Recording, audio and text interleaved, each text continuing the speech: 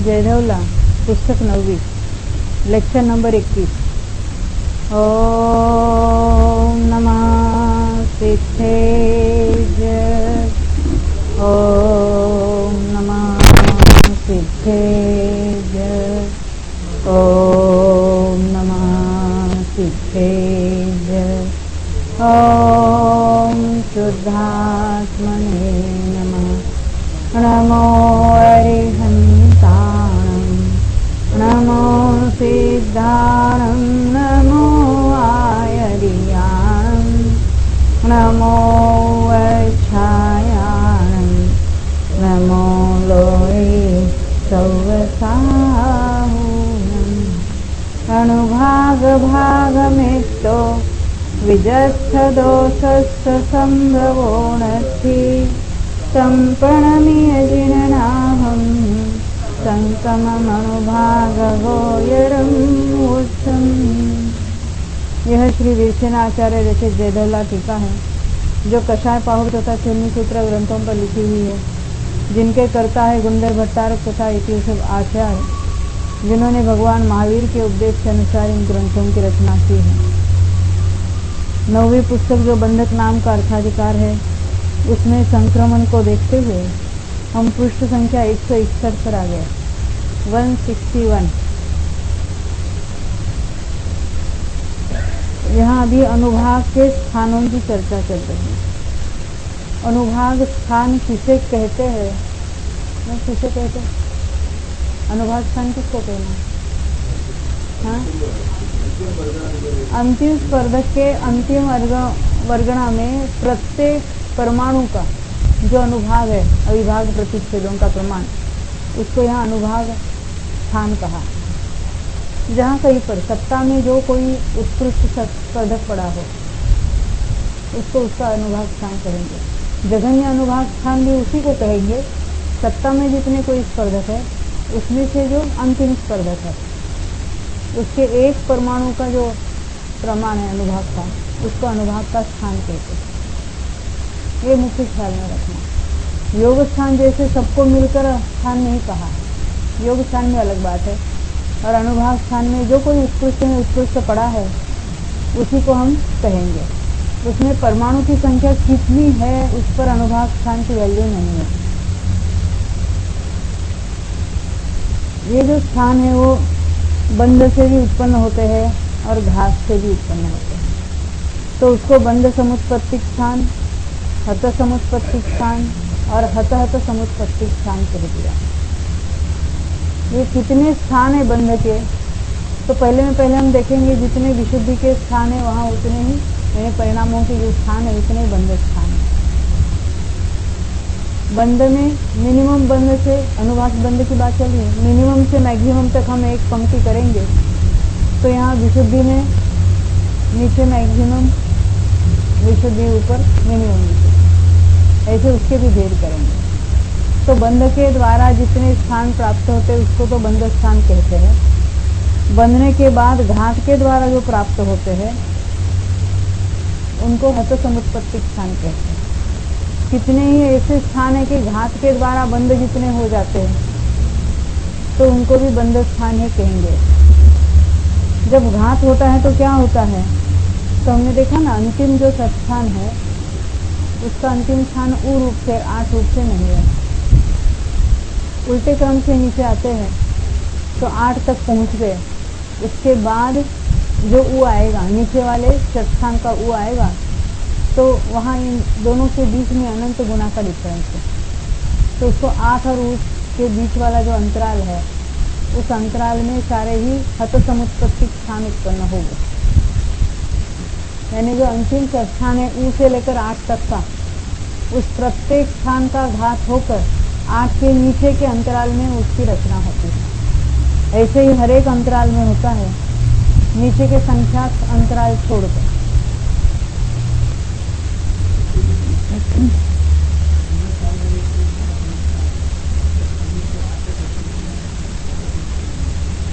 हाँ, नहीं, वो 8 के नीचे ही आते हैं, क्योंकि अनंत गुणाहीन ही हो जाते हैं।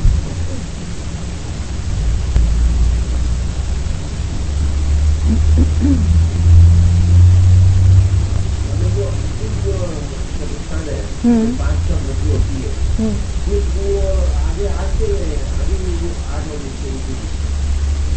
नीचे आ रहे हैं ना, नीचे आ रहे हैं ना, नीचे आ रहे हैं ऊपर की ओर से।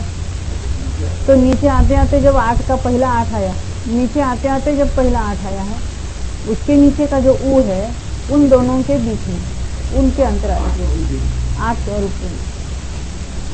तो ऊपर से देखते उसको अंतिम अष्टांग कहा था, और उसके नीचे वाला उर्वांग।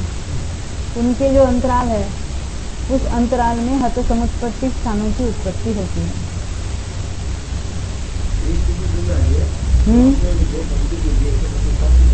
हाँ, एक परिणामों की कई। हाँ हाँ,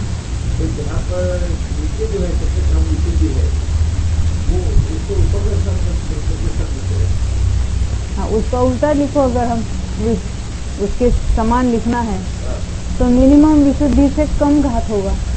विशुद्धि जहाँ मैक्सिमम है वहाँ घात ज्यादा होगा। इस तरह से लेना उसके। परंतु एक एक बंध स्थान के घात स्थान कितने होंगे? तो असंख्यात लोक प्रमाण, क्योंकि असंख्यात लोक प्रमाण विशुद्धि के स्थान है, इसलिए। हाँ हाँ, अभी हम विशुद्धि का जघन्य ऊपर लिखते हैं कि जघन्य नीचे लिखते हैं, ये तो हम अपनी बुद्धि से दोनों की ओर से बता सकते हैं। फिर भी हमें देखो, ये है बंध स्थान का जघन्य, जघन्य अनुभाग बंध है, और ये उत्कृष्ट अनुभाग बंध है।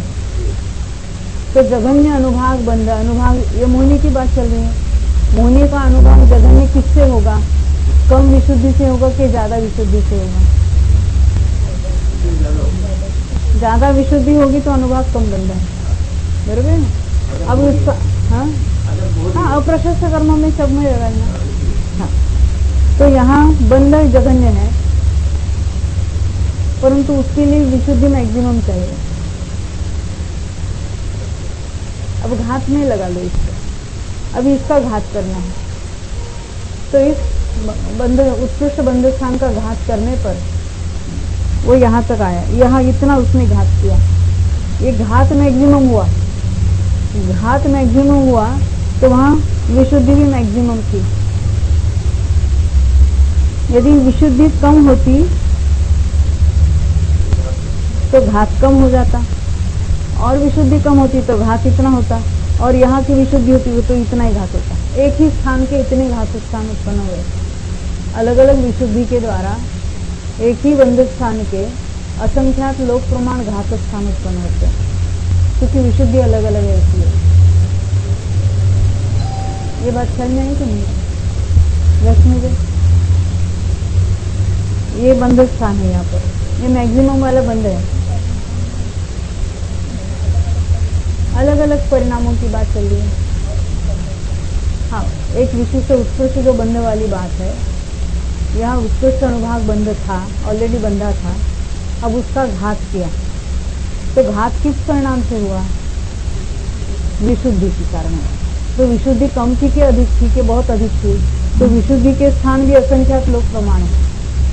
किसी विशिष्ट बंध स्थान का घात होने पर जितने परिणाम है उतने उसके घात स्थान हो गए अलग अलग, क्योंकि इसका घात हुआ।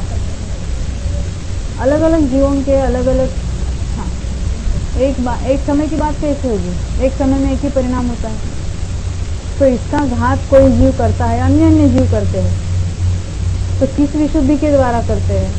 मैक्सिमम विशुद्धि के होगा तो घात मैक्सिमम है, और मिनिमम विशुद्धि होगी तो घात मिनिमम होगा। तो ये अधिक घात होगा तो यहाँ पर स्थान उत्पन्न होगा, और मिनिमम घात होगा तो इतना होगा, और इन बिटवीन असंख्यात लोक प्रमाण अलग अलग घात स्थान हो गए। ये किसकी बात चली? मैक्सिमम ऊपर वाले बंध स्थान की। अब ऊपर से दूसरे बंध स्थान की बात करेंगे। ये ओरिजिन ऑलरेडी वहाँ कम था अनुभव, उसके घात द्वारा यहाँ स्थान उत्पन्न हुआ। अब यहाँ भी जितने असंख्यात लोक प्रमाण स्थान है इसके द्वारा भी उत्पन्न हो गए। इसलिए इसको अपुनरुक्त स्थान कहा। अब यहाँ से ऊपर के तीसरे परिणाम में इसके नीचे और यहाँ पर असंख्यात लोक प्रमाण स्थान हो गए। तो एक एक बंध स्थान के असंख्यात लोक प्रमाण घात स्थान हो गए, क्योंकि असंख्यात लोक प्रमाण विशुद्धि के स्थान है। ये एक समय की बात चल रही ना, जो जो जितना उसको काल चल लगता है तो घात ज्यादा है। हाँ, बंध कम है, विशुद्धि ज्यादा है तो बंध कम है। तो उसी समय नया बंध भी हो रहा है, पुराने का घात भी हो रहा है। कार्य तो बहुत सारे चल रहे हैं ना, अभी एट ए टाइम कार्य बहुत चल रहे हैं। संक्रमण भी होता है, वहाँ जो कुछ घात भी हो जाता है, नया बंध भी होता है। समझने के लिए हमें अलग अलग समय में अलग टाइम लगता है।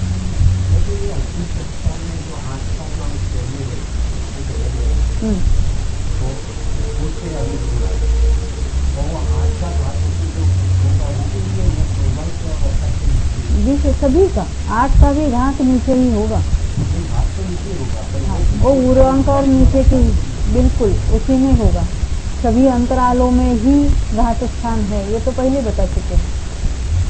ऊ से लेकर 8 तक के बंध स्थानों का घात होकर 8 के और नीचे के ऊ के बीच में अंतराल में वो घात स्थान उत्पन्न होते हैं। और वो कितने हैं तो असंख्यात लोक प्रमाण। एक स्थान के लिए नहीं समझे, एक स्थान के लिए असंख्यात लोक प्रमाण। तो एक सत्स्थान में जितने स्थान होते हैं उसमें कितने हो गए, ख्याल में आता है ना? क्योंकि उसका जो ऊ का जो कांडक है, वो ऊ के कांडक के लिए हम क्या कहते हैं, वो कांडक जो कांडक का प्रमाण है उसको 5 रेज़ करो, रेज़ 5 वर्ग को और घन को गुना करो।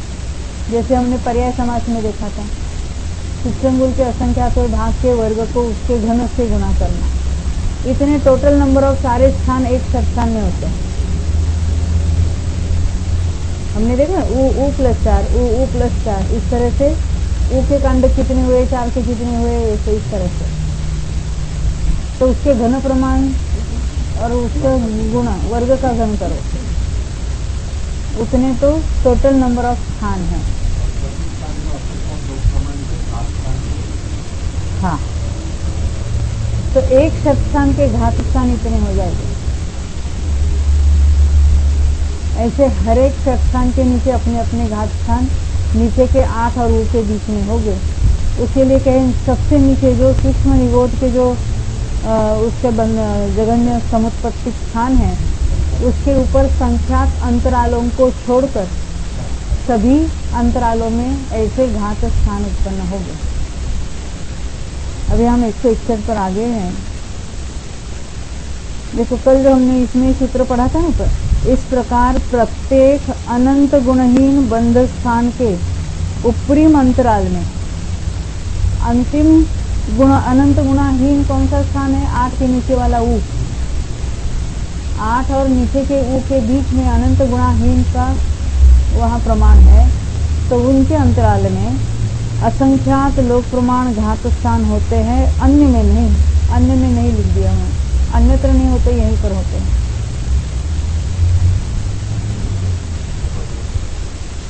फिर पढ़ती हूँ 4 लाइन। यह उपसंहार वचन सुगम है, इतनी विशेषता है। अष्टांग और ऊर्ध्वंकों के अंतरालों में ही घात स्थान होते हैं, अन्यत्र नहीं होते। इस बात का ज्ञान कराने के लिए नथ्य अन्नम ने यह वचन कहा है। इस प्रकार इसका उपसंहार करके अब बंध स्थानों और संक्रम स्थानों के परस्पर विषय का अवधारण क्रम दिखलाने के लिए आगे का सूत्र कहते हैं। यहाँ तक तो हमने कल पढ़ा था। अवधारण करना है उसका अवधारण क्रम, यानी वो तो धारण करते ना, उदाहरण करना है, धारण करना, जानना, यानी बंध स्थान और संक्रम स्थानों का परस्पर जो कुछ रिलेशन है उसको बताएंगे। यानी संक्रमण स्थान कौन कौन से है, घात स्थान है कि बंध स्थान है कि क्या है, हाँ, तो वो बता रहे यहाँ पर। एवं जानी बंध स्थानानि तानि नियमा संक्रमण स्थानानि। इस प्रकार जो बंध स्थान है वे नियम से संक्रमण स्थान है। एक तो ये नियम बता दिया।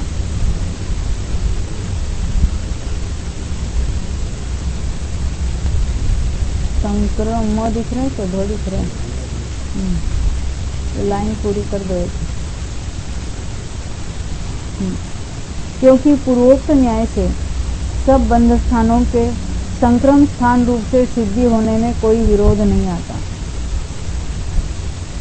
जानी संक्रमण तानी बंधस्थानानि वा न वा, तथा जो संक्रम स्थान है वे बंध स्थान है भी और नहीं भी। देखो क्या कहते हैं, जो बंध स्थान है वो नियम से संक्रम स्थान है ही, परंतु जो संक्रम स्थान है वो बंध स्थान हो भी सकते, नहीं हो भी हो सकते। इसका अर्थ बंध स्थानों के अलावा अन्य भी स्थान संक्रम स्थान है।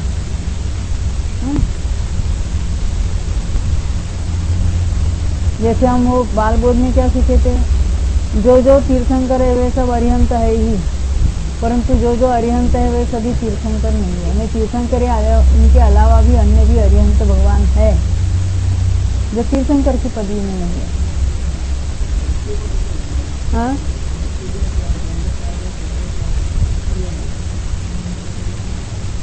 वो सारे संक्रमण स्थान नहीं, उनमें अपकर्षण आदि बातें चलती है, उसमें संक्रमण तो होता है ना। वो भले वो जघन्य जो है सत्कर्म, उसमें से संक्रमण तो हो रहा है। संक्रमण में तो उत्कर्षण अपकर्षण सब लेना है ना, उसमें उत्कर्षण तो सभी में होगा वहाँ।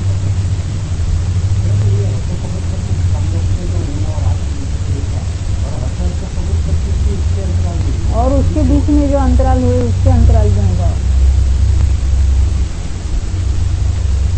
क्योंकि उसमें भी जो हत समुत्पत्ति स्थान है उसमें भी षटस्थान हुए कि नहीं हुए। अभी उनमें भी जो अंतरालों में ना 8 और ऊ के बीच में, उनके 8 और ऊ भी होगी कि नहीं होगे।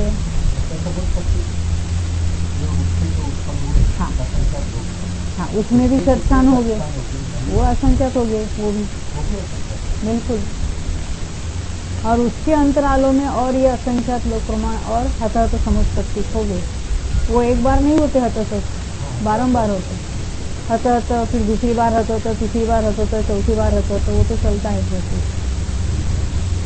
हाँ, संख्यात बार। हाँ, वे लास्ट लाइन पढ़ेंगे। क्योंकि बंध स्थानों से पृथकभूत घात स्थानों में भी संक्रम स्थानों की अनुवृत्ति देखी जाती है, यानी घात स्थान भी संक्रम स्थान होते हैं, ये बात बता रहे। मात्र बंध स्थान ही नहीं परंतु घात स्थान भी संक्रम स्थान होते हैं।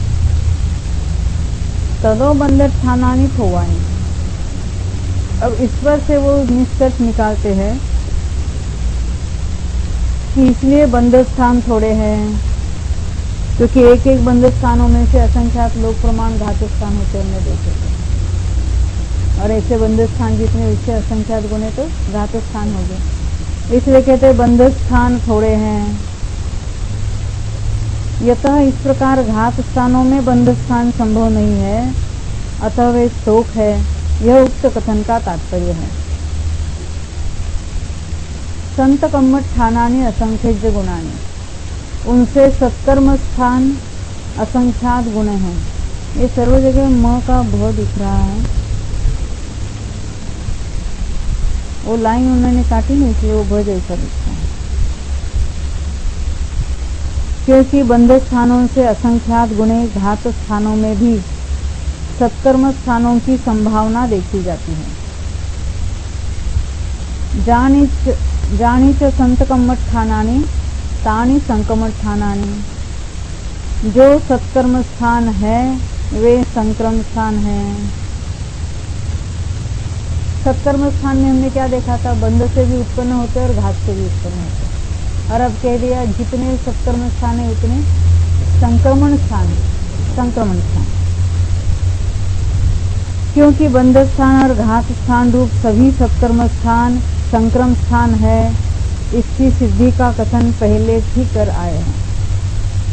ये फिर दोबारा बता रहे हैं कि सभी बंध स्थान और घात स्थान, ये जो सत्कर्म स्थान है, सत्ता के जो अलग अलग अनुभाग के स्थान है, वे सभी संक्रमण स्थान हैं।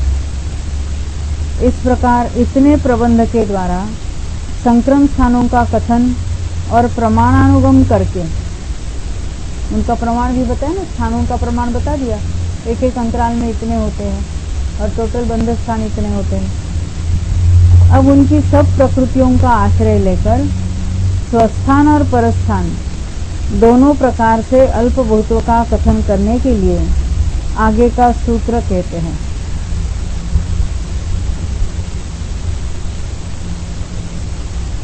देखो अब यहाँ स्वस्थान और परस्थान की बात बता देंगे। जिस प्रकार ऊपर पढ़ा क्या नहीं पढ़ा, अप्पा बहुवम जहाँ सम्मा इट्ठीगे बंधे तहा, जिस प्रकार सम्यक दृष्टि के बंध स्थानों का अल्पभूत्व कहा है उसी प्रकार यहाँ पर जानना चाहिए। जिस प्रकार सम्यक दृष्टि संबंधी बंध नियोग द्वार में सब कर्मों के बंध स्थानों का अल्पभूत्व कहा है उसी प्रकार यहाँ पर भी संक्रम स्थानों के अल्पभूत्व का कथन करना चाहिए। यह उक्त कथन का तात्पर्य है। इस सूत्र के द्वारा परस्थान अल्पभूतों का सूचन किया है तथा देशामर्शक भाव से स्वस्थान अल्पभूतों का भी सूचन किया है। यह उक्त कथन का तात्पर्य है। इसलिए स्वस्थान और परस्थान के भेद से दोनों प्रकार के अल्पभूतों को यहाँ पर बतलाते हैं। यथा स्वस्थान का प्रकरण है, मिथ्यात्व के बंध समुत्पत्तिक संक्रम स्थान सबसे स्तोक है। बंध से उत्पन्न हुए संक्रम स्थान सबसे कम है। उनसे हत समुत्पत्तिक संक्रम स्थान असंख्यात गुणे हैं और उनसे हत समुत्पत्तिक संक्रम स्थान असंख्यात गुणे। 3 प्रकार के हमने देखे थे।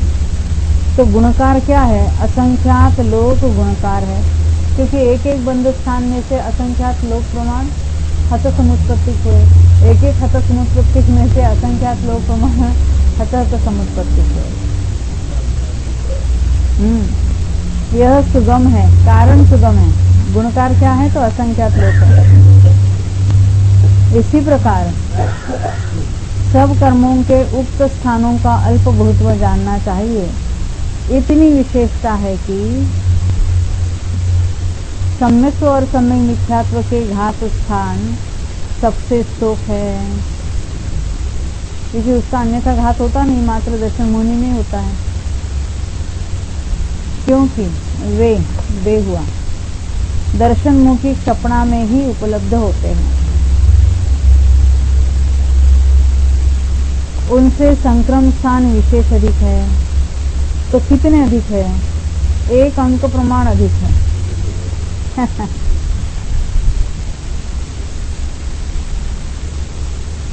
क्योंकि उत्कृष्ट अनुभाग का भी उनमें प्रवेश देखा जाता है। उत्कृष्ट अनुभाग है, उसका संक्रमण होता है कि नहीं होता है? होता ना, जब अपकर्षण तो उसमें भी चलता है, पहला अनुभाग कांडक चल रहा है तो तब तो हो ही रहा है उसका, तो उसका भी संक्रमण तो देखा जाता है। और बाद में घात के द्वारा जो है उसके नीचे के सारे वो घात के द्वारा प्राप्त हुए, क्योंकि लगातार उत्कृष्ट ही रहता है। जब क्षपणा शुरू होती तो घात चालू हो जाता है। इसलिए यानी संक्रमण स्थान कितने? तो सारे के सारे संक्रमण स्थान। और घात स्थान कितने हैं? उत्कृष्ट को निकाल दो, क्योंकि उत्कृष्ट के घात के द्वारा जो प्राप्त हुए हैं उसमें उत्कृष्ट को नहीं मिलाएंगे। जैसे 100 का घात होकर नीचे के अंक तैयार हुए तो 100 को वहाँ छोड़ेंगे, घात के स्थानों को देखते समय। और जिनमें से संक्रमण हो रहा है तो 100 वाले को भी इंक्लूड करेंगे।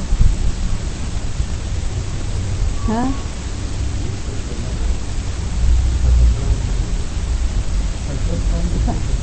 हाँ, एक तक तो आते ही नहीं ना। आवली प्लस 1 समय तक तो हाँ, रहता है उसका।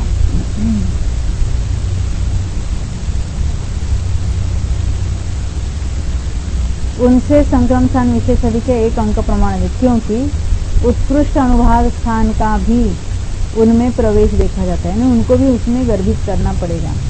इस प्रकार स्वस्थान अल्पभूत्व समाप्त हुआ।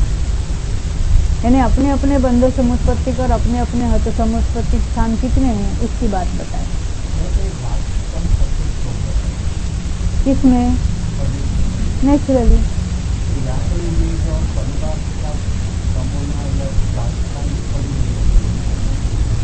तो उसका अर्थ होता है कम।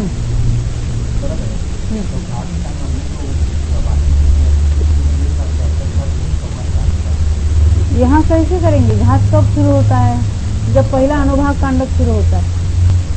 तो घात कब होगा? एक कांडक के बाद एक बार घात हुआ, दूसरे कांडक के बाद दूसरा घात हुआ, तीसरे कांडक के बाद तीसरा घात हुआ, तो कितने कम हो गए ना। और बाकी संक्रमण स्थान एक अधिक है, उत्कृष्ट वाले को भी लेना है उसमें। सम्यक मिथ्यात्व का प्रकरण ही अलग है, उसको अन्य कर्मों के साथ हम नहीं लगा सकते। अन्य कर्मों में तो मात्र उत्कृष्ट का ही नहीं, इन बिटवीन मीडियम का घात हो रहा है कि नहीं हो रहा है, और सबका संक्रमण हो रहा है वहाँ पर। तो वहाँ तो संक्रमण स्थान कितने हैं?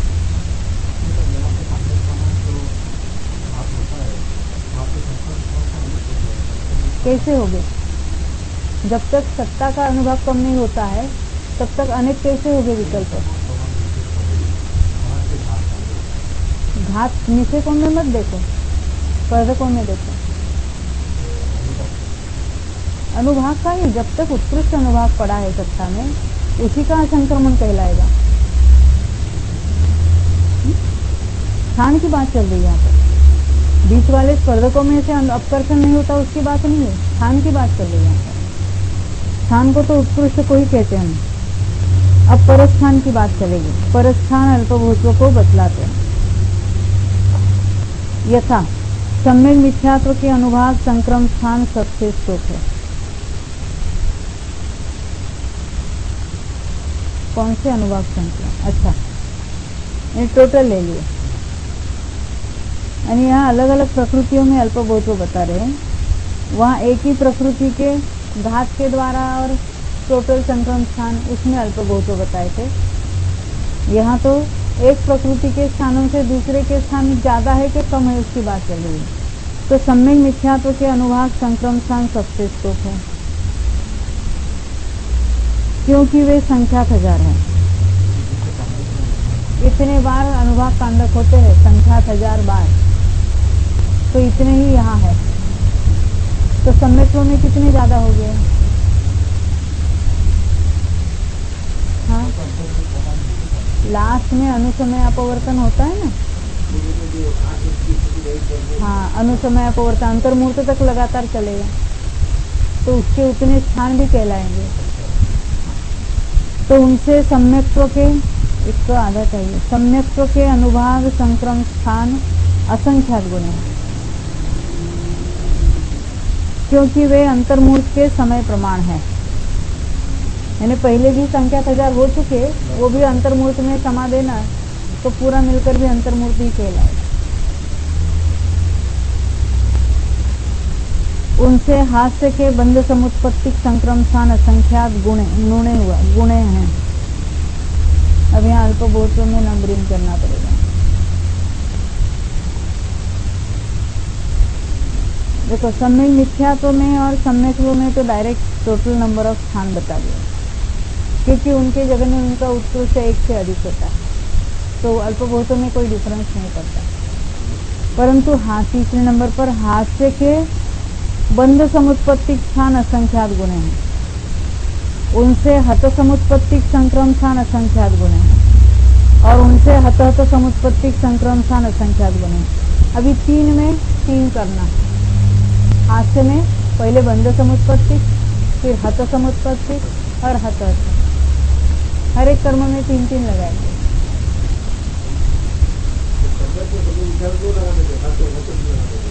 वो क्या फर्क पड़ता है? अल्पभूतों में उतना ही है, इसमें भी एक ज्यादा है, उसमें भी। ये संख्या 1000 है ना,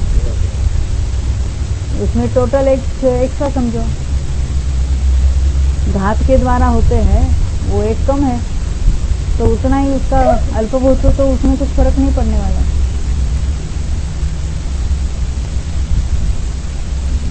उनसे रति के बंध समुत्पत्तिक संक्रम स्थान असंख्यात गुण हैं।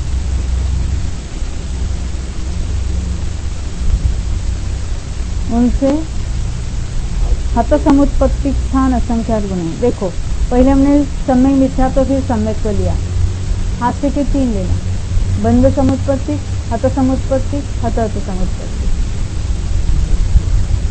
फिर रति के लेना, बंध समुत्पत्ति, हत समुत्पत्ति उससे असंख्यात गुणे और उनसे हत समुत्पत्ति स्थान असंख्यात गुणे हैं। हास्य रति के बाद अभी उनसे पुरुष वेद के बंध समुत्पत्ति संक्रमण स्थान असंख्यात गुणे हैं।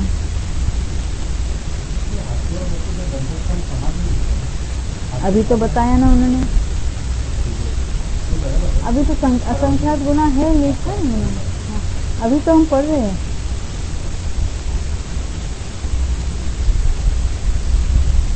पुरुष वेद के बंध समुत्पत्ति संक्रमण स्थान असंख्यात गुण है। आप प्रकृति बंध किया, कभी कभी स्थिति बंध की बात में दिखने जाते और भूल जाते हैं अनुभाग बंध की बात कर रहे हैं। 9 नंबर पर पुरुष वेद के बंध समुत्पत्ति संक्रमण स्थान असंख्यात गुण है। उनसे उसी के हत समुत्पत्ति संक्रमण स्थान असंख्यात गुण है और उनसे हत समुत्पत्ति संक्रमण स्थान असंख्यात गुण है। उनसे स्त्री वेद के बंध समुत्पत्ति संक्रमण स्थान असंख्यात गुण हैं। उनसे हत समुत्पत्ति स्थान असंख्यात गुण हैं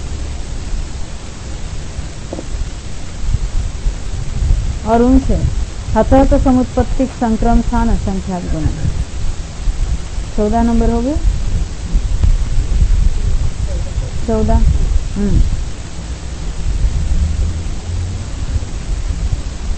देखो, सम्यक मिथ्यात्व के सम्यक हास्य रति पुरुष वेद स्त्री वेद। उनसे जुगुप्सा के बंध समुत्पत्ति संक्रमण स्थान असंख्यात गुण हैं। उनसे हत समुत्पत्ति संक्रमण स्थान असंख्यात गुण हैं। उनसे हत समुत्पत्ति संक्रमण स्थान असंख्यात गुण हैं। उसके बाद भय, भय के बंध समुत्पत्ति संक्रमण स्थान असंख्यात गुण हैं। उनसे हत समुत्पत्ति संक्रमण स्थान असंख्यात गुण हैं और उनसे हत समुत्पत्ति संक्रमण स्थान असंख्यात गुण हैं। इसके बाद शोक 21 नंबर है। उनसे शोक के बंध समुत्पत्ति संक्रमण स्थान असंख्यात गुण हैं। उनसे हत समुत्पत्ति संक्रमण स्थान असंख्यात गुण हैं और उनसे हत समुत्पत्ति संक्रमण स्थान असंख्यात गुण हैं। कितने हुए? 23। उनसे अरति के बंध समुत्पत्ति संक्रमण स्थान असंख्यात गुण हैं। उनसे हत समुत्पत्ति संक्रमण स्थान असंख्यात गुण हैं और 26 में हत समुत्पत्ति संक्रमण स्थान असंख्यात गुण हैं। उनसे नपुंसक वेद के, देखो पुरुष वेद के बाद स्त्री वेद, जुगुप्सा, भय, उसके पहले हास्य रति लिए थे हमने।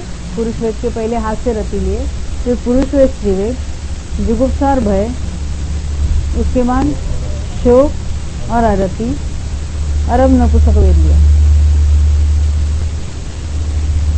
27 नंबर। नपुंसक वेद के बंध समुत्पत्ति संक्रमण स्थान असंख्यात गुण हैं।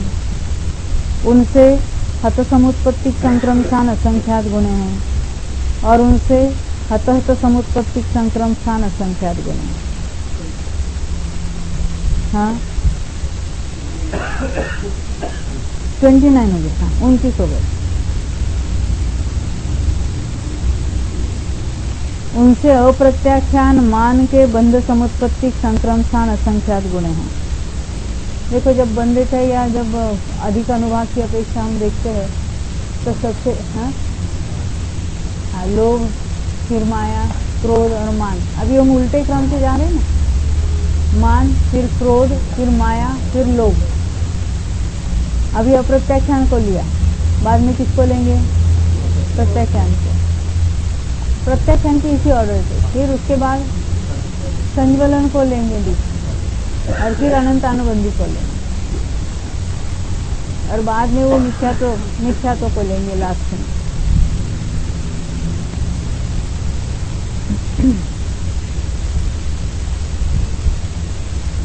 पहले अप्रत्याख्यान मान के बंध समुत्पत्ति संक्रमण स्थान असंख्यात गुण हैं।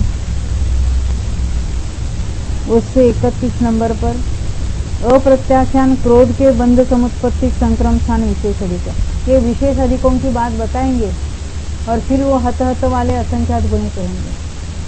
नंबरिंग यहाँ पे मिला, हर एक की 3-3 लेते थे अभी तक।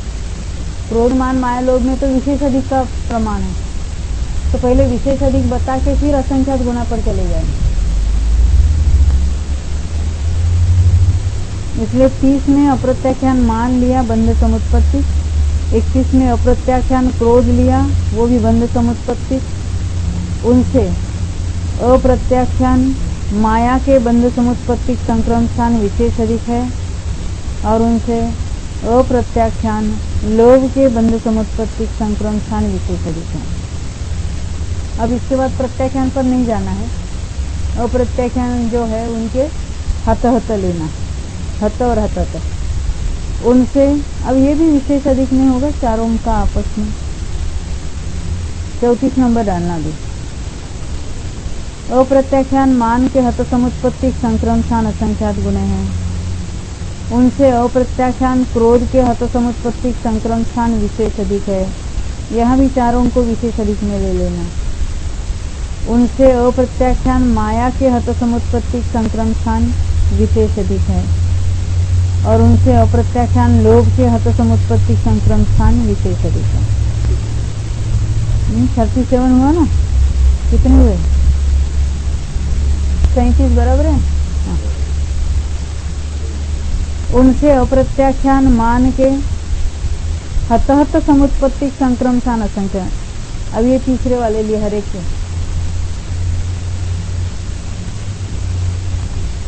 उनसे अप्रत्याख्यान क्रोध के हत समुत्पत्ति संक्रम स्थान करना, ल हो गया, संक्रम स्थान विशेष अधिक है। हाँ, ये 39 हुआ क्रोध वाला। उनसे अप्रत्याख्यान माया के हत समुत्पत्ति संक्रम स्थान विशेष अधिक है 40। और उनसे अप्रत्याख्यान लोभ के हत समुत्पत्ति संक्रम स्थान विशेष अधिक है। अब ये अप्रत्याख्यान के हो गए 4 12 हो गए, 41 हो गए ना, तो बाद में इधर उधर ढूंढना पड़ेगा कहाँ खोया। अभी ऐसा लेना, प्रत्याख्यान के पहले चारों के बंध समुत्पत्ति की विशेष अधिक, फिर हत समुत्पत्ति का असंख्यात गुणा वाला पहला लेना, बाकी सारे विशेष अधिक, फिर हत वाले पहले बार असंख्यात गुणा करके बाद में विशेष अधिक। आगे के 12 ऐसे होंगे, देखो 41 के आगे चलेंगे नहीं। उनसे प्रत्याख्यान मान के बंध समुत्पत्ति संक्रम स्थान असंख्यात गुणे हैं। ये असंख्यात के ऊपर बिंदु लगाना।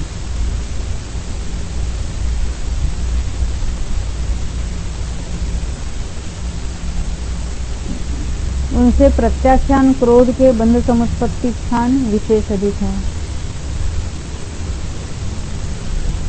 उनसे प्रत्याख्यान माया के बंध समुत्पत्ति संक्रम स्थान विशेष अधिक है 44वां। उनसे प्रत्याख्यान लोभ के बंध समुत्पत्ति संक्रम स्थान विशेष अधिक है। अब हत समुत्पत्ति कहेंगे। उनसे प्रत्याख्यान मान के हत समुत्पत्ति संक्रम स्थान असंख्यात गुणे हैं। उनसे प्रत्याख्यान क्रोध के हत समुत्पत्ति संक्रम स्थान विशेष अधिक है। उनसे प्रत्याख्यान माया के हत समुत्पत्ति संक्रम स्थान विशेष अधिक है और उनसे प्रत्याख्यान लोभ के हत समुत्पत्ति संक्रम स्थान विशेष अधिक है 49 हो गए। उनसे प्रत्याख्यान मान के हत समुत्पत्ति संक्रम स्थान असंख्यात गुणे हैं। उनसे प्रत्याख्यान क्रोध के हत कहा ना, प्रत्याख्यान मान के हत, फिर प्रत्याख्यान क्रोध के हत समुत्पत्ति स्थान विशेष अधिक है। उनसे प्रत्याख्यान माया के हत समुत्पत्ति स्थान विशेष अधिक है और उनसे प्रत्याख्यान लोभ के हत समुत्पत्ति संक्रम स्थान विशेष अधिक है। कितने हुए? हाँ 53 हुए। उनसे मान अधिक संज्वलन का नंबर देखो, प्रदेशों का बंटवारा और अनुभाग भी है, इसे इसी क्रम से था। अधिकता की ओर नीचे की ओर चले जाएंगे। पहला नंबर है किसका? मिथ्यात्व का। समय समय प्रकृति को यहाँ मत लाना। समय का अनुभाग तो सबसे नीचे चला जाएगा, क्योंकि वो तो देश राशि में चला जाएगा। मिथ्यात्व, फिर अनंतानुबंधी, लोमा क्रोमा, फिर संज्वलन, फिर अप्रत्याख्यान, प्रत्याख्यान और अप्रत्याख्यान, अधिकता से नीचे की ओर। यहाँ हम उल्टे क्रम से देख रहे हैं। देखो 53 तक हम आए।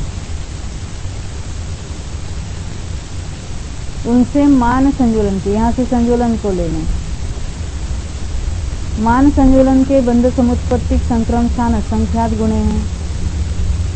अभी बाकी के विशेष अधिक कहेंगे। उनसे क्रोध संज्वलन के बंध समुत्पत्तिक संक्रम स्थान विशेष अधिक है। उनसे संज्वलन माया के बंध समुत्पत्तिक संक्रम स्थान विशेष अधिक है। और उनसे संज्वलन लोभ के बंध समुत्पत्तिक संक्रम स्थान विशेष अधिक है। 57 हुए।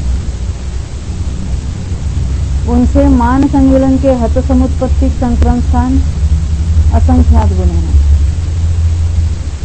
उनसे क्रोध संज्वलन के हत समुत्पत्तिक संक्रम स्थान विशेष अधिक है। अभी सब आपस में विशेष अधिक लगाएंगे। उनसे माया संज्वलन के हत समुत्पत्तिक संक्रम स्थान विशेष अधिक है। और उनसे लोभ संज्वलन के हत समुत्पत्तिक संक्रम स्थान विशेष अधिक है। 61 हो गए। फिर हत हत पर लगाएंगे। उनसे मान संज्वलन के हत हत समुत्पत्तिक संक्रम स्थान असंख्यात गुणे हैं। उनसे क्रोध संज्वलन के हत हत समुत्पत्तिक संक्रम स्थान विशेष अधिक है। उनसे माया संज्वलन के हत हत समुत्पत्तिक स्थान विशेष अधिक है। और उनसे लोभ संज्वलन के हत हत समुत्पत्तिक संक्रम स्थान विशेष अधिक है।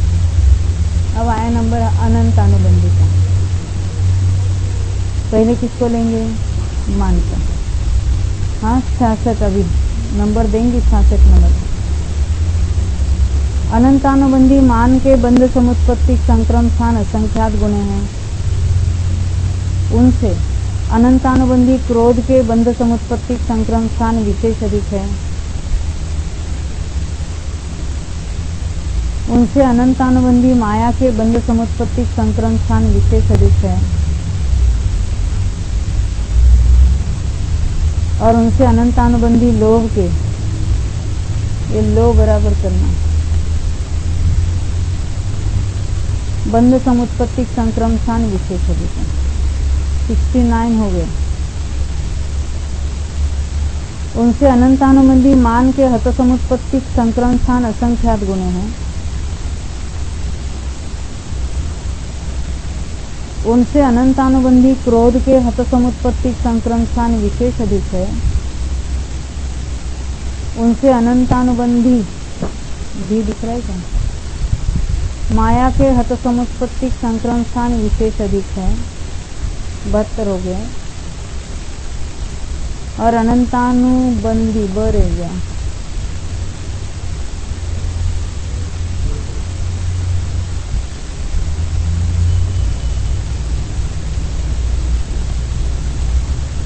हाँ ये 73 नंबर पर अनंतानुबंधी लोभ के हत समुत्पत्तिक संक्रम स्थान विशेष अधिक है।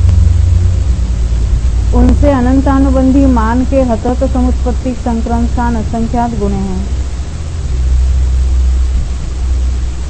उनसे अनंतानुबंधी क्रोध के हत हत समुत्पत्तिक संक्रम स्थान विशेष अधिक है।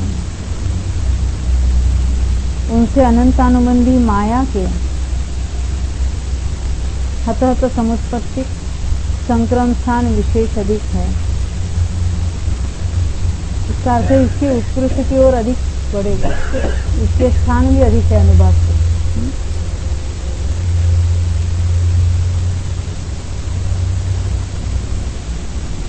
76 हो गए ना। अभी 77 नंबर पर उनसे अनंतानुबंधी लोभ के हतत समुत्पत्ति संक्रमण स्थान विशेष अधिक है। अब ये सभी कषाय वगैरह हो गए। उनसे मिथ्यात्व के बंध समुत्पत्ति संक्रमण स्थान असंख्यात गुण है। उनसे हत समुत्पत्ति संक्रमण स्थान असंख्यात गुण है, उसी मिथ्यात्व के। और उनसे हत समुत्पत्ति संक्रमण स्थान असंख्यात गुण हैं। यहाँ पर सर्वत्र 80 हो गए टोटल। सर्वत्र गुणकार असंख्यात लोक और विशेष असंख्यात लोक का भाग देने पर जो लब्धावे उतना ग्रहण करना चाहिए। विशेष अधिक यानी असंख्यात व भाग अधिक। कौन से असंख्यात से भाग देना? तो असंख्यात लोक वाले असंख्यात।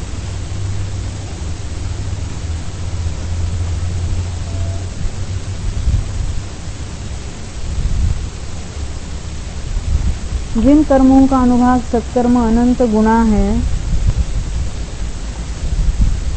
उनके अनुभाग संक्रमण स्थान असंख्यात गुण हैं।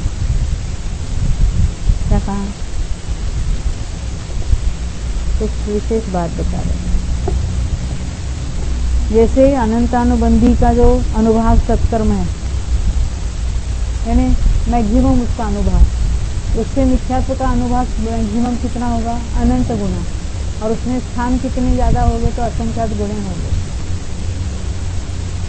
तो जिन कर्मों का अनुभाग सत्कर्म अनंत गुणा है, उनके अनुभाग संक्रमण स्थान असंख्यात गुणे हैं। और जिनका अनुभाग सत्कर्म विशेष अधिक है,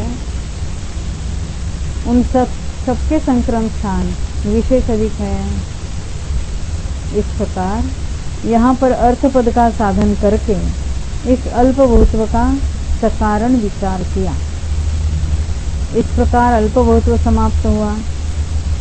अनंतर अनुभाग संक्रमण स्थान समाप्त हुआ, क्योंकि अपना स्थान का अधिकार चल रहा है।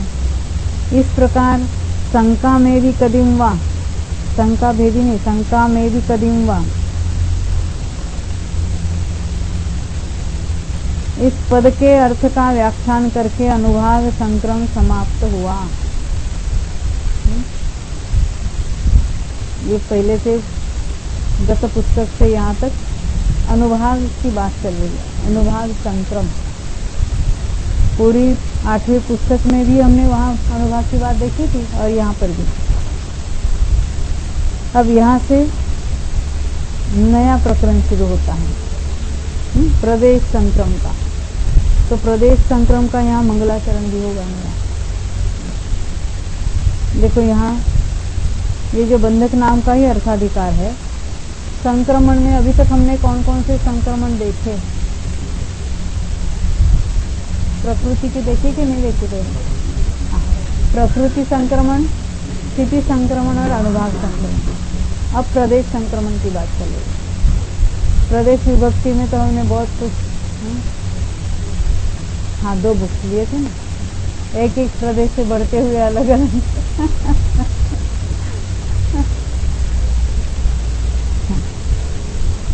अभी हम मंगलाचरण कहेंगे। प्रणमीय मोक्ष पदेशम पदेश संकंति विरहियं सौवगयं पयड़ीय धम्मोपदेशं वोच्छामि पदेश संकमं निस्संकम। देखो ये आचार्य उनके कवित्व कैसा है। एक एक शब्द पर श्लेष कहते ना, जिसे 2-2 अर्थ निकाले उन्होंने। और ये संकम और निस्संक को भी यहाँ लगा लिया। ये अनुभाग में भी ऐसा लगाया था। अनुभाग यानी अणु का भी भाग मात्र भी जिनका वहाँ दोष नहीं है, ऐसी बात की थी। प्रदेश में प्रणमीय मोक्ष प्रदेशम, मोक्ष प्रदेश, मोक्ष प्रदेश यानी सिद्ध भगवान। प्रणमीय मोक्ष प्रदेशम, मोक्ष प्रदेश को यानी सिद्ध परमेश्वर को प्रणाम करके। प्रदेश संकंति विरहियम, प्रदेश के संक्रमण से रहित, किसी भी कोई भी संक्रमण नहीं रहा है, परंतु यहाँ प्रदेश की बात है इसलिए प्रदेश संक्रमण लिया। और ऐसे सर्वगत जो है, सर्वज्ञ भगवान है, सर्वगयम, सर्वगत, गत चाहिए, सर्वग हुआ है नीचे।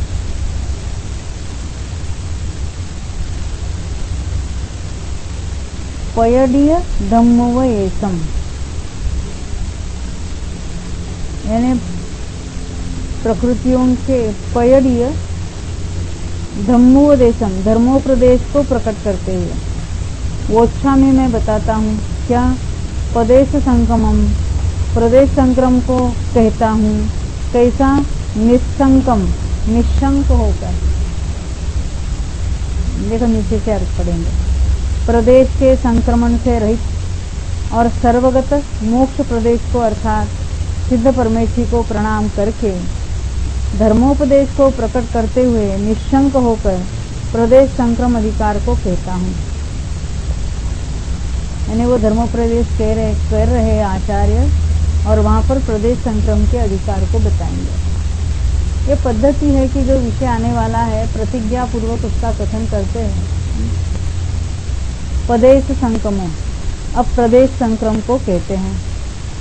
प्रकृति संक्रम, स्थिति संक्रम और अनुभाग संक्रम का व्याख्यान करने के बाद इस समय गाथा सूत्र के गुणहीनम व गुण विशिष्ट इस अवयव से संबंध रखने वाले अवसर प्राप्त प्रदेश संक्रम का व्याख्यान करना चाहिए। इस प्रकार यह सूत्र अधिकार की संभाल करता है। इस प्रकार अधिकार प्राप्त प्रदेश संक्रम के स्वरूप विशेष का निश्चय करने के लिए आगे के तीसरा सूत्र का निर्देश करते हैं। तम जहाँ, यथा, यह सूत्र सुगम है। मूल पदेश संक्रमो नस्ति, मूल प्रकृति प्रदेश संक्रम नहीं है। क्यों? क्योंकि एक मूल प्रकृति अन्य मूल प्रकृति रूप होती नहीं है, तो उसमें से थोड़े प्रदेश वहां चले जाए, बात कैसे हो सकती है? क्योंकि स्वभाव से ही मूल प्रकृतियों के परस्पर प्रदेशों का संक्रम असंभव है।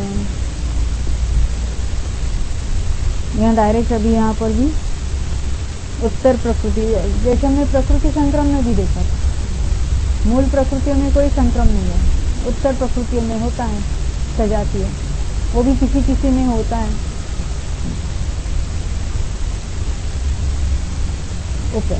उत्तर पयड़ी प्रदेश संक्रम, उत्तर प्रकृति प्रदेश संक्रम है, उत्तर प्रकृति प्रदेश संक्रम है, ऐसा सूत्र का अर्थ के साथ, और ये हुआ अर्थ के साथ संबंध करना चाहिए, क्योंकि उनके परमाणुओं का समय के अविरोध पूर्वक, मंजूताई समय का अविरोध क्या होता है? हाँ, जिनमत के अविरोध पूर्वक, आगम के अविरोध पूर्वक, समय यानी आगम।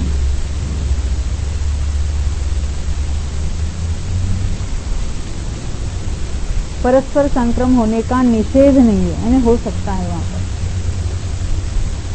अर्थपदम, उस विषय में यह अर्थपद है। अब यहाँ से कुछ नियम, कुछ बातें बताएंगे खास। वहाँ उत्तर प्रकृति प्रदेश संक्रम के विषय में अर्थपद को कहते हैं, इस प्रकार यह प्रतिज्ञा वचन है। शंका, अर्थपद किसे कहते हैं? समाधान, जिससे विवक्षित पदार्थ का ज्ञान होता है उसे अर्थपद कहते हैं। यानी हमारा जो विषय चल रहा है उस संबंधी उसका ज्ञान होने के लिए जो बताया जाता है उसको कहेंगे अर्थपद। आगे उसे बतलाते हैं। जम पदेशगम अन्न पयड़ी निज्जदे जत्तो पयड़ी दो तम पदेशगम निज्जदी किससे पयड़ी है सो पदेश संकम। जो प्रदेशांग्र जिस प्रकृति से अन्य प्रकृति को ले जाया जाता है, क्या कहते हैं? एक प्रकृति में से कुछ परमाणु अन्य प्रकृति में जाते हैं। ये थोड़ा अटपटा लग रहा है ना? क्या? जो प्रदेशांग्र यानी जो परमाणु जिस प्रकृति से अन्य प्रकृति को ले जाया जाता है वह प्रदेशाग्र। यानी एक परमाणु की बात की, प्रदेशाग्र लिखा है ना, वो प्रदेशाग्र यतः ले जाया जाता है, यानी क्योंकि वो यहाँ से वहाँ ले जाया जाता है, इसलिए उस प्रकृति का वह प्रदेश संक्रम है। प्रदेश यहाँ से वहां गए, मिथ्यात्व के कुछ परमाणु समय समय मिथ्यात्व रूप हो गए, तो वो प्रदेश उस रूप हो गए, तो उसको प्रदेश संक्रम कहेंगे हम। वो प्रकृति उस प्रकृति रूप हुई, प्रकृति संक्रम कहेंगे। उसमें कितने परमाणु गए तो उसको प्रदेश संक्रम कहेंगे। जो प्रदेशाग्र अन्य प्रकृति को ले जाया जाता है वह प्रदेश संक्रम है। इस प्रकार इस सूत्र का अर्थ के साथ संबंध है। वह किसका होता है? क्या प्रतिग्रह प्रकृति का होता है या प्रतिग्राह्यमान प्रकृति का होता है? प्रतिग्रह में जिसमें संक्रमित होना उसको प्रतिग्रह कहते हैं, और जिसका होता है उसको तो संक्रम वाली कहेंगे। उसी को यहाँ प्रतिग्राह्यमान कहा। इस पर आशंका करके जप्तोपयदिदो इत्यादि वचन कहा है। जिस प्रकृति से, जिसमें से वह प्रदेशाग्र अन्य प्रकृति को ले लिया जाता है, उसी प्रतिग्राह्यमान प्रकृति का वह प्रदेश संक्रम होता है। यानी जिसमें से अन्य प्रकृति में चला गया वो संक्रम किसका कहलाया? जिसमें से गया उसका संक्रम हुआ, और जिसमें गया उसको तो प्रतिग्रह कहेंगे। अन्य प्रकृति का नहीं होता, यह उक्त कथन का तात्पर्य है। इस वचन द्वारा पर प्रकृति संक्रम लक्षण ही प्रदेश संक्रम है बता दिया। क्या कहा? पर प्रकृति संक्रम वाला ही वो प्रदेश संक्रम हो सकता है, क्योंकि स्वयं प्रकृति में रहे तो उसको हम क्या या तो उत्कर्षण कहेंगे, अपकर्षण कहेंगे। यहाँ पर प्रकृति रूप हो गया, इसको संक्रमण कहेंगे, क्योंकि उत्कर्षण अपकर्षण होगा तो उसको स्थिति संक्रम नाम दिया जाएगा। प्रकृति संक्रम कब कहेंगे? प्रदेश संक्रम, एक प्रकृति में से अन्य प्रकृति में परमाणु चले जाएंगे तब। पर प्रकृति संक्रम लक्षण ही प्रदेश संक्रम है, अपकर्षण उत्कर्षण लक्षण नहीं। लिखा है आगे, मैंने पढ़ा भी नहीं था। यह ज्ञान कराया गया है, क्योंकि जिस प्रकार अपकर्षण उत्कर्षण के द्वारा स्थिति और अनुभाग का अन्य रूप होना पाया जाता है, उसी प्रकृति में रहते हुए वो अपकर्षण उत्कर्षण होता है उसका, उस प्रकार उन द्वारा प्रदेशाग्र का अन्य रूप होना नहीं पाया जाता।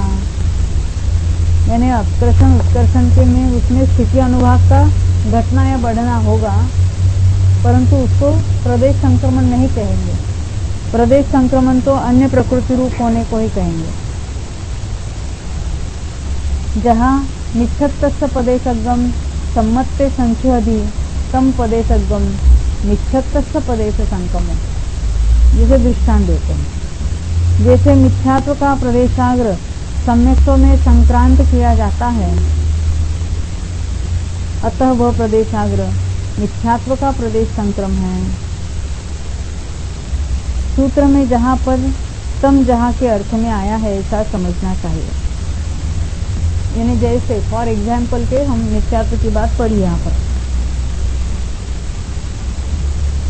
मिथ्यात्व रूप से स्थित हुआ प्रदेशाग्र जब सम्यक रूप से परिणमाया जाता है, तब वह प्रदेशाग्र मिथ्यात्व का प्रदेश संक्रम होता है, अन्य का नहीं। यह उक्त कथन का तात्पर्य है। एवं सर्वत्र, इसी प्रकार सर्वत्र जानना चाहिए। यानी जिसमें से संक्रमित होते हैं ना, उसका प्रदेश संक्रमण कहलाएगा। जिस प्रकार मिथ्यात्व के प्रदेश संक्रम का उदाहरण दिया है, उसी प्रकार शेष कर्मों का भी अपनी अपनी प्रतिग्रह प्रकृतियों के अविरोध रूप से उदाहरण दिखलाना चाहिए। यह उक्त कथन का तात्पर्य है। हमने जैसे देखा था चारित्र मुनि आपस में संक्रमित होती रहती है, और जो मिथ्यात्व का संक्रमण सम्यक मिथ्यात्व में होता है। कब होता है? किसको होता है? बाद में नहीं होता। बाद में होगा कि नहीं होगा? मेरा प्रश्न ऐसा है मिथ्यात्व का संक्रमण सम्यक सम्यक मिथ्यात्व में हो रहा है, वो कौन से जीव को होगा? मिथ्या दृष्टि के सम्यक दृष्टि, सम्यक दृष्टि। तो आप कहते हैं प्रथमोपम के काल में होता है, बाद में होगा कि नहीं होगा? सपना में होगा, अन्यत्र नहीं होगा। हर समय हो रहा है ना, विद्या संक्रमण चल रहा है कि नहीं चल रहा है?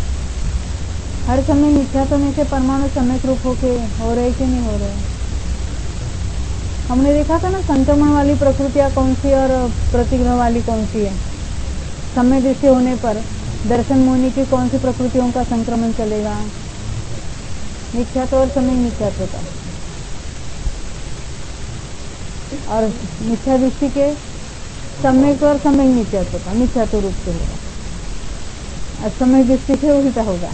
अरे वो तो 11 गुणस्थान तक होता है, हमने देखा था। भूल गए प्रकृति संक्रमण। इसके बाद स्थिति और अनुभाव हुआ ना। वो लेजिम कहते हैं, लेजिम मालूम है। 6 स्टेप्स होते हैं। हाँ, पीछे आते हैं फिर।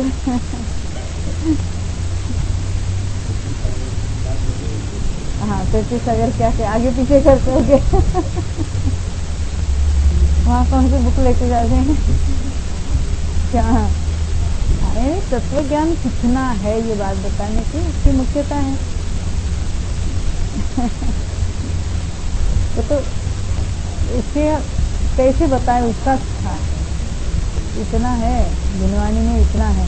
अभी हमारे पास कुछ नहीं है, फिर भी हम पढ़ते हैं इसको, तो कितने का तो अर्थ लगता है, नहीं लगता, पहले वाला भूल जाते हैं ना।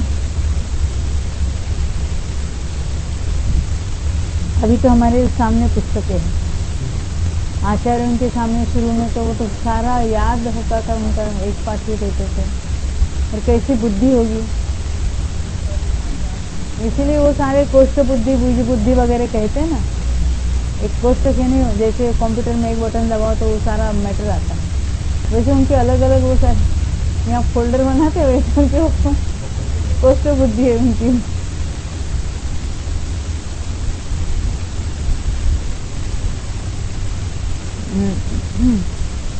देखो, जिस प्रकार मिथ्यात्व के प्रदेश संक्रम का उदाहरण दिया है, उसी प्रकार शेष कर्मों का भी अपनी अपनी प्रतिग्रह प्रकृतियों के अविरोध रूप से उदाहरण दिखलाना चाहिए। यह उक्त कथन का तात्पर्य है। जैसे अनंत अनुबंधी का संक्रमण किसमें होगा? ये क्रोध मान माया का आपस में तो होगा ही होगा, अन्य रूप भी संक्रमण हर समय चल रहा है ना, नौकसा रूप से भी होगा और उनका भी आपस में उल्टा भी होगा। इतनी बात हमने देखी थी कि बंधना चाहिए, बंधने वाली प्रकृतियों में संक्रमण होता है, ये रूल था वहाँ, बिना बंधने वाले में नहीं होता। और किसका होता है उसमें भी हर एक गुण स्थानों में हमने चर्चा की। अब यहाँ विशेषार्थ बता रहे, यहाँ पर प्रदेश संक्रम का विचार चल रहा है। मूल प्रकृतियों का तो परस्पर में संक्रम नहीं होता, उत्तर प्रकृतियों का यथायोग्य संक्रम अवश्य होता है। यथायोग्य शब्द इसीलिए डाला, मिथ्या उसके गुण स्थानों के अनुसार उसके होता है। तदनुसार जिस प्रकृति के प्रदेश अन्य प्रकृति में संक्रांत किए जाते हैं, उस प्रकृति का वह प्रदेश संक्रम कहलाता है। उदाहरण मूल में दिया ही है। तात्पर्य है कि उत्कर्षण उपकर्षण एक ही प्रकृति में होता है, पर प्रदेश संक्रम के लिए 2 प्रकार की प्रकृतियां विवक्षित होती हैं। एक वे जिनमें अन्य प्रकृति के प्रदेशों का संक्रम होता है, इन्हें प्रतिग्रह प्रकृतियां कहते हैं। दूसरी वे जिनके प्रदेशों का अन्य प्रकृतियों में संक्रम होता है, इन्हें प्रतिग्रह्यमान प्रकृतियां कहते हैं। यहाँ इतना विशेष जानना चाहिए, अमुक प्रकृतियां प्रतिग्रह रूप है और अमुक प्रकृतियां प्रतिग्राह्यमान है। इस प्रकार वे कुछ बटी हुई नहीं है, क्योंकि जिसका संक्रमण हो रहा है उनमें अन्य प्रकृतियों का भी संक्रमण तो होता है। यथा समय समयानुसार सभी प्रकृतियां प्रतिग्रह रूप है और सभी प्रकृतियां प्रतिग्राह्यमान रूप है। जैसे अभी हमने देखा था मिथ्या दृष्टि जीव के। सम्यक और सम्यक मिथ्या करने से मिथ्या तो नहीं संक्रमण होता, तो वहां तो मिथ्या तो प्रतिग्रह रूप से, और सम्यक सम्यक मिथ्या तो जब तक उद्वेलना चल रही है तब हम कहेंगे वो प्रतिग्राह्य मान है।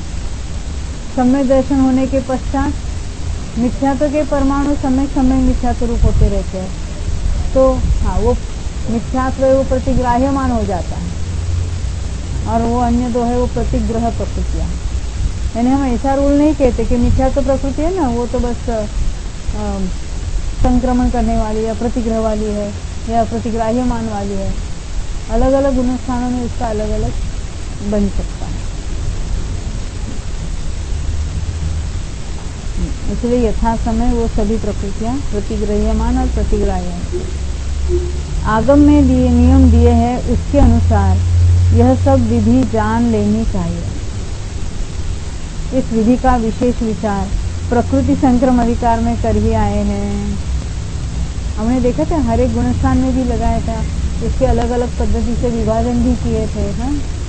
अनंत अनुबंधी के विषय बिना होने पर क्या होता है वगैरह वगैरह, श्रेणी में क्या होता है। इसलिए पुनरुक्त दोष के भय से यहाँ पर पुनः विचार नहीं किया जाता है। जब हमें जरूरत पड़ेगी तो हम हाँ निकालेंगे। हाँ लेके आना साथ में।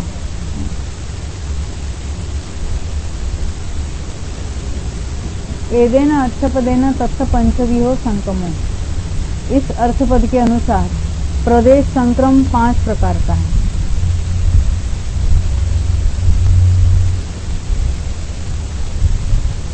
इस पहले कहे गए अर्थपद के अनुसार उत्तर प्रकृति प्रदेश संक्रम का व्याख्यान करने योग्य है। उसमें यह 5 प्रकार का संक्रम जानना चाहिए। यह उक्त कथन का तात्पर्य है। तम जहाँ यथा प्रकृत संक्रम के भेदों के स्वरूप के निर्देश की अपेक्षा रखने वाला यह पृच्छा सूत्र सुगम है। यानी उसके कौन से 5 प्रकार है वो पूछ रहे, अभी बताएंगे। उवेल्लन संकमो, विध्याद संकमो, अधापवत्त संकमो, गुण संकमो, सर्व संकमो च। उद्वेलना संक्रम, विद्या संक्रम, अध प्रवृत्त संक्रम, गुण संक्रम और सर्व संक्रम।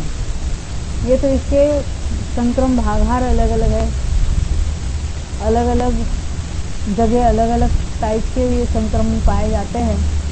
इसकी चर्चा तो करेंगे आगे। तो ये 5 प्रकार के नाम कौन से मंजू भाई? उद्वेलना संक्रम, विद्या संक्रम, हाँ, अध प्रवृत्त संक्रम, गुण संक्रम और सर्व संक्रम। इस प्रकार प्रदेश संक्रम के ये उद्वेलना आदि 5 भेद होते हैं। यह सूत्रार्थ का समुच्चय है, यानी उसका अर्थ है। उनमें से करण परिणामों के बिना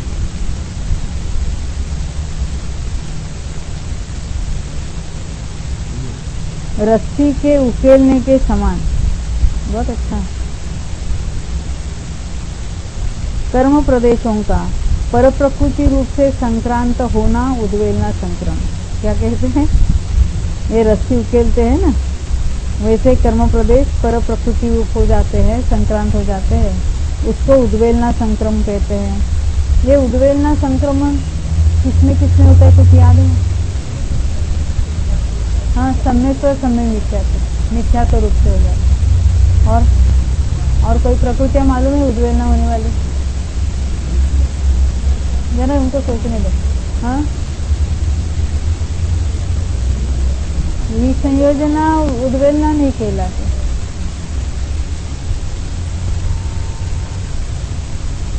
नहीं सुना कभी? आहारक आहारक अंगोपांग की होती है, ये सुना है? अच्छा, आप बोलो कितनी होती है? हाँ बोलो। सम्यक सम्यक मिथ्यात्व, आहारक आहारक अंगोपांग। पहले वैक्रिक में डायरेक्ट नहीं जाएंगे, पहले देवगति देवगत्यानुपूर्वी जाएगी, फिर नरगति नरगत्यानुपूर्वी और वैक्रिक क्योंकि दोनों गतियां नहीं रही तो वैक्रिक अंगोपांग भी नहीं रहेगा।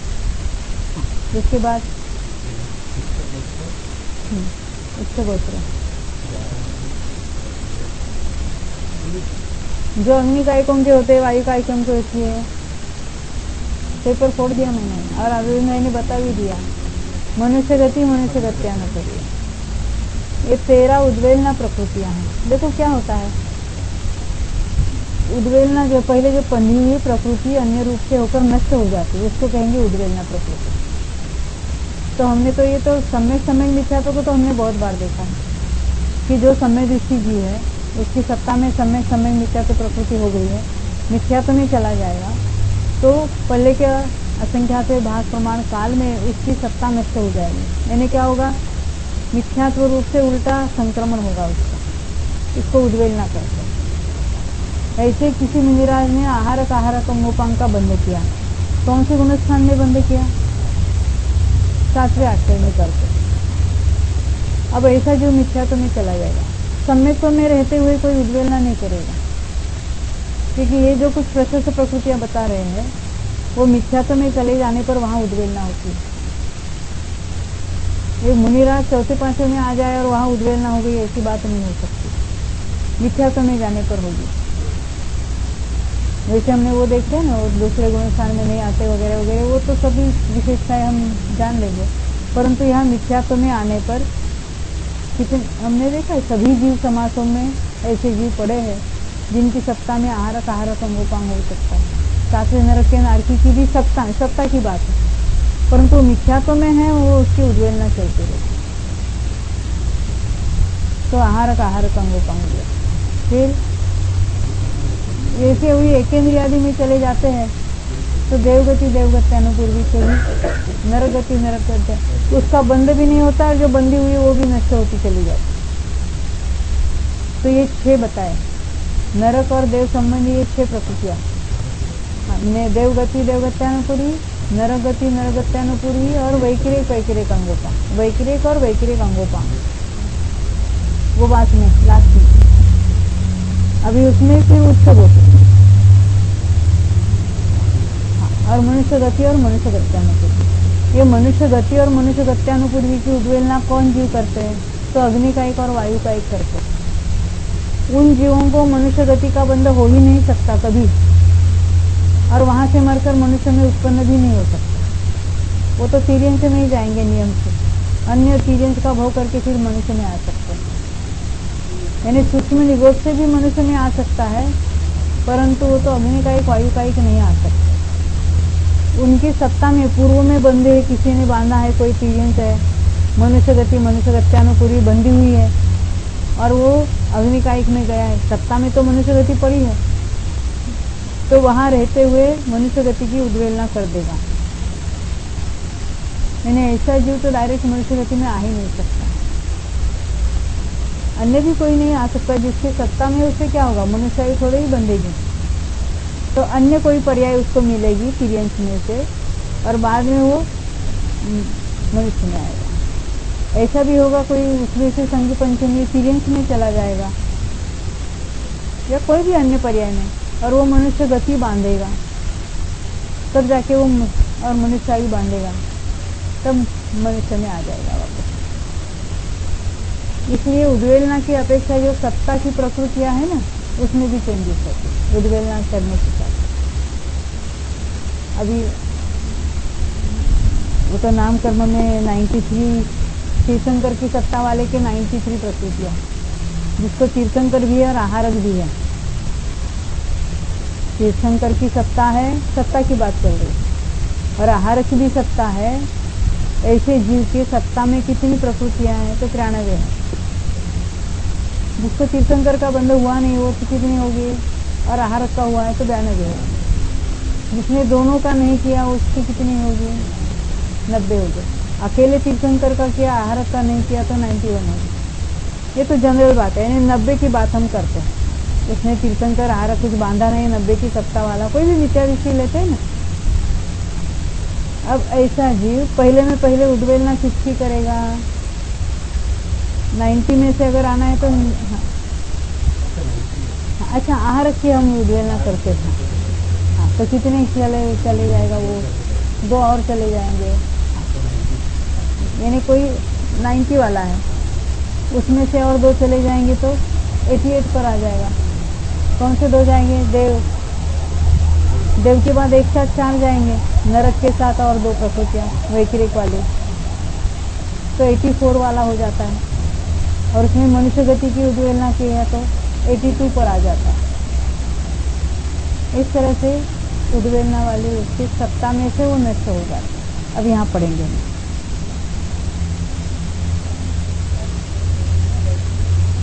एक साथ 6 नहीं होती, परंतु वो 6 का एक ग्रुप हम कहेंगे।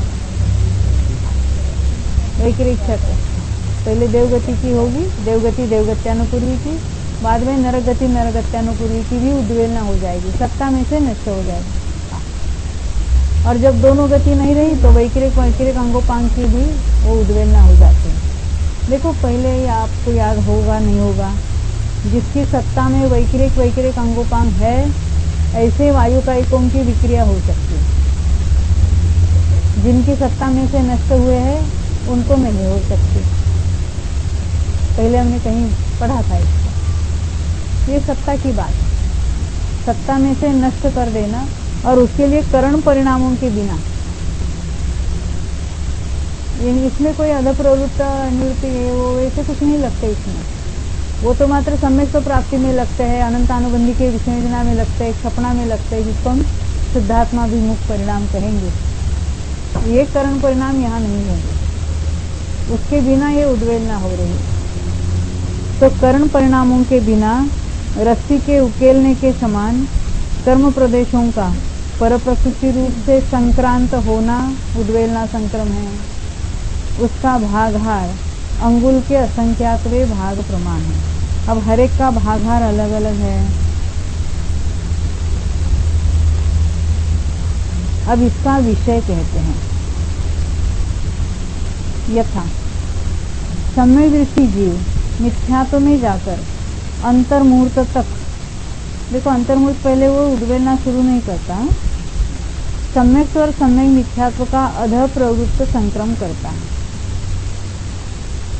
संक्रमण तो चल रहा है, उसका नाम क्या है वहां पर? अध प्रवृत्त संक्रम। उसके बाद उद्वेलना संक्रम का प्रारंभ कर सम्यक और सम्यक मिथ्यात्व का स्थितिघात करने वाले उसके पल्ले के असंख्यातवे भाग प्रमाण उद्वेलना काल के अंत तक निरंतर उद्वेलना भागहार के द्वारा विशेषहीन प्रदेश संक्रम होता है। विशेषहीन होते में शुरू में ज़्यादा होता है, बाद में कम होता है, क्योंकि शुरू में परमाणु इसके ज़्यादा है तो उसको उसके भाग देंगे तो अधिक प्रमाण में परमाणु गए, परमाणु की संख्या कम हो गई, इसी भागहार से भाग दिया तो कम परमाणु संक्रमित हुए। यहाँ पर भज्यमान द्रव्य प्रत्येक समय में विशेषहीन हो जाता है। तो यही बात बता रहे, जिसको भाग देते हैं वो द्रव्य तो विशेषहीन होता चला जाता है। इसे विशेष हानि का कारण कहना चाहिए। किस विशेष हानि की? प्रदेश संक्रमण की हानि क्यों होती है? क्योंकि जिसको भाग दिया जाता है, जिसमें से प्रदेश निकल गए उसके प्रदेश कम बचे, अब उसी भागहार से भाग दो, और नीचे गए निकल गए, अब बचे हुए को भाग दो। भागार वही है और भाज्य राशि कम हो रही है।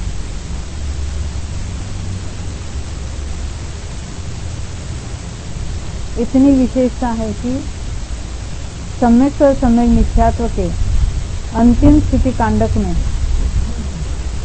गुण संक्रम और सर्व संक्रम हो जाता है।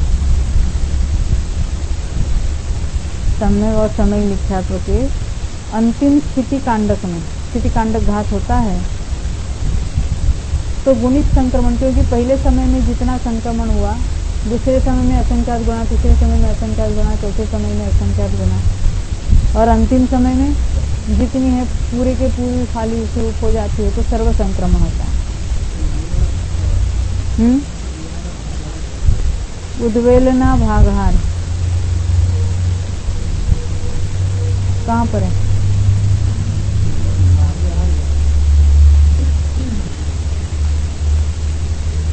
कहाँ पर?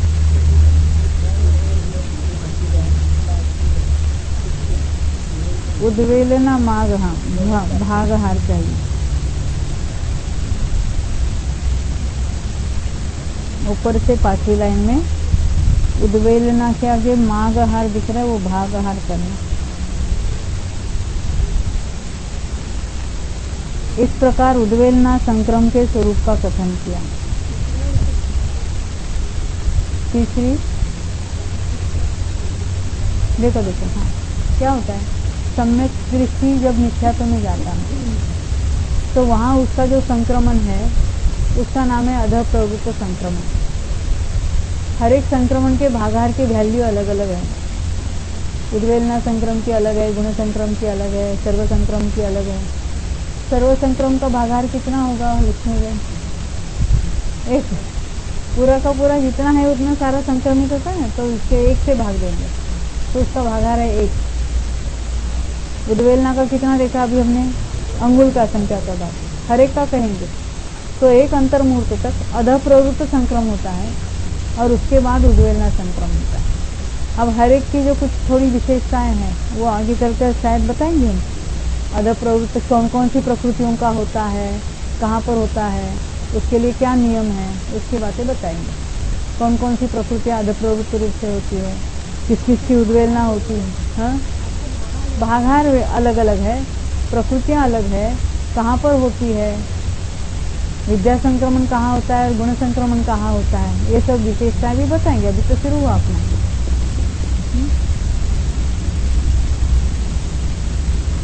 अब विद्या संक्रम का कथन करते हैं।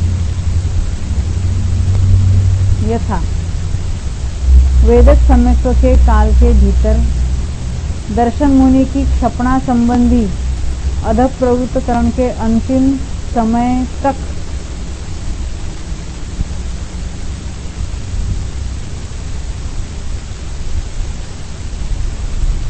सर्वत्र ही मिथ्यात्व और सम्यक मिथ्यात्व का विद्या संक्रम होता है। हमने देखा पूछा था ना, औपसमिक सम्यक्त्व के शुरुआत में छोटे अंतर्मूर्त काल तक गुण संक्रम होता है और औपसमिक सम्यक्त्व के काल में ही ये विद्या संक्रमण शुरू हो जाता है। क्यों? शुरू में उसकी विशुद्धि वो एकांत रूप से बढ़ती है, वहाँ तो गुण संक्रमण चल रहा है, परंतु बाद में वो स्थिर हो जाती है ना, उसकी विशुद्धि बढ़ने का इतना नहीं होता, तो वहाँ पर जो संक्रमण हो रहा है उसका नाम है विद्या संक्रमण।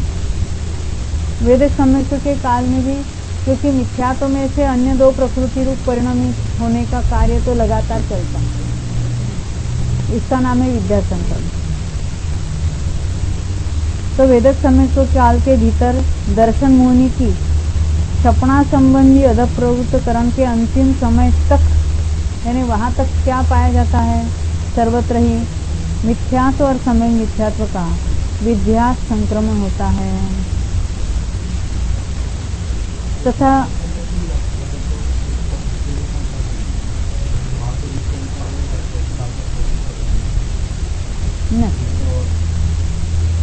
दर्शन मुख की क्षपणा संबंधी अधः प्रवृत्ति, जब क्षपणा शुरू होती है तब की बात करें। तथा उत्तम समय दृष्टि के भी गुण संक्रम के काल के बाद सर्वत्र विद्या संक्रमण होता है। देखो यहाँ लिखा है, मुझे तो पहले वाली बात याद आई थी पंचलब्धि में से, परंतु यहाँ भी लिखी है। इसका भी भागहार अंगुल के असंख्यात्वे भाग प्रमाण है। इतनी विशेषता है कि हर समय हो उसका भागहार है।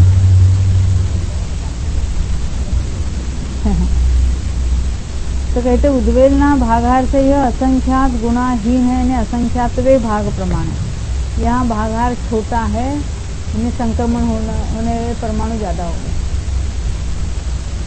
उद्वेलना की अपेक्षा उद्वेलना में जितना प्रदेश संक्रमित होता है उससे यहाँ जो है भागहार कम है, यानी संक्रमण वाले परमाणु ज्यादा हो गए, परमाणु की संख्या अधिक हो गई। भागहार कम तो संक्रमित होने वाले परमाणु अधिक। इसी प्रकार अन्य प्रकृतियों के भी यथासंभव विद्या संक्रम का विषय जानना चाहिए। यही रुकते अभी हम।